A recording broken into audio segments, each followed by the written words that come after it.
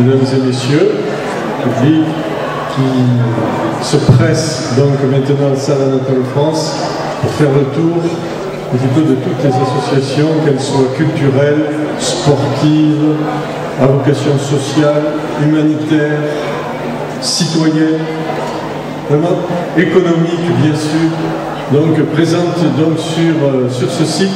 Et je remercie bien sûr le service de la vie associative et de la jeunesse et les services techniques de la ville pour le travail qui a été mené, je dirais, ardemment afin de permettre la tenue de ces assises ou de ces forums des associations dans de bonnes conditions. Un travail qui a été mené de manière efficace parce que, si vous vous souvenez, il y a une semaine de ça, sur ce même site, il y avait la fête de la ruralité. Donc ça a demandé une véritable organisation pour tout démonter, pour pouvoir remonter et que nous puissions vous accueillir dans de bonnes conditions aujourd'hui. Donc la vie associative ici sur Bergerac a une place importante. Plus de 500 associations donc, sont présentes dans notre ville. Je le disais,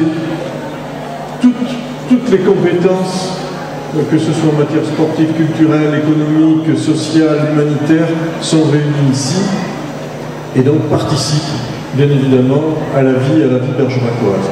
Qu'est-ce que serait notre vie ici si nous n'avions pas d'associations ou si ces associations venaient à disparaître?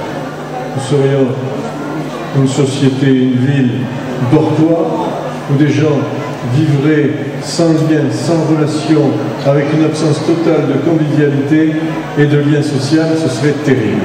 Donc, à ce titre-là, vous participez bien à la vie sociale de notre ville, participez bien aussi à cet acte que je qualifie de citoyen auprès des jeunes, et votre implication est à cet égard importante. C'est pour ça que nous avons mis en place les assises de la vie associative autour de 4 ateliers. Les ateliers ont travaillé, c'était mardi dernier, donc, et ce soir nous en aurons la restitution, et je vous invite à venir à 18h30 à la salle Louis de Luc, donc, où la restitution donc, de ces discussions, de ces échanges sera faite afin d'alimenter bien évidemment tout le travail de l'équipe municipale en lien avec les associations. À cet égard, je rappelle que lors des dernières assises de la vie associative, nous avions donc élaboré la charte des associations, mais aussi tout ce qui est convention d'objectifs avec les associations.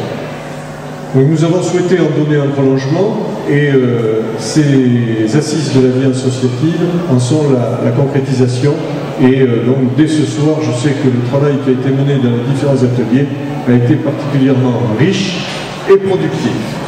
Donc il y en aura encore une fois des prolongements dans les semaines qui vont suivre et au cours de l'année 2012.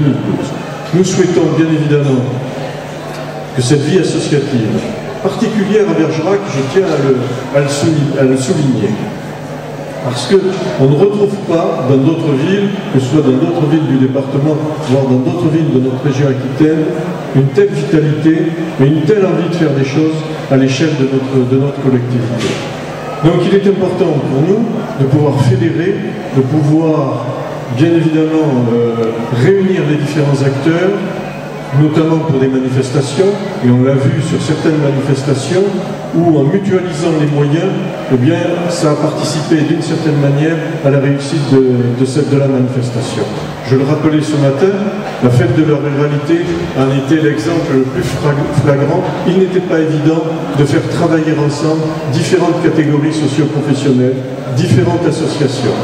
Et cette fête de la ruralité donc, a permis de fédérer et de réunir l'ensemble des acteurs, bien sûr pour le bien public, mais pour tous ceux, bien sûr, qui sont venus ici donc passer un moment agréable de convivialité et puis de découverte au niveau des différentes filières agricoles.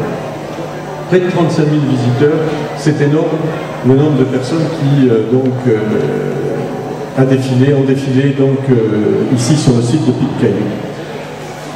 Un point que je voulais souligner, nous nous étions engagés à créer véritablement une maison des associations. Donc cette maison des associations va dans le droit fil de ce que je viens de vous expliquer précédemment, c'est-à-dire de pouvoir réunir en un même lieu différentes associations et que ces associations puissent échanger, se fédérer et puis partager un certain nombre de compétences. Nous avons une maison des associations et comme ces associations sont particulièrement nombreuses ici sur Bergerac, eh bien l'espace n'est plus suffisant. Donc nous y travaillons avec Denis Carissan, qui est l'élu chargé bien sûr de tout ce qui est la vie associative ici sur la ville, de trouver un immeuble qui puisse réunir le maximum d'associations donc, et partager bien sûr les moyens en matériel sur Bergerac. Donc je ne peux pas vous en dire davantage aujourd'hui, mais sachez que nous y travaillons, sachez que nous avons un certain nombre de pistes et que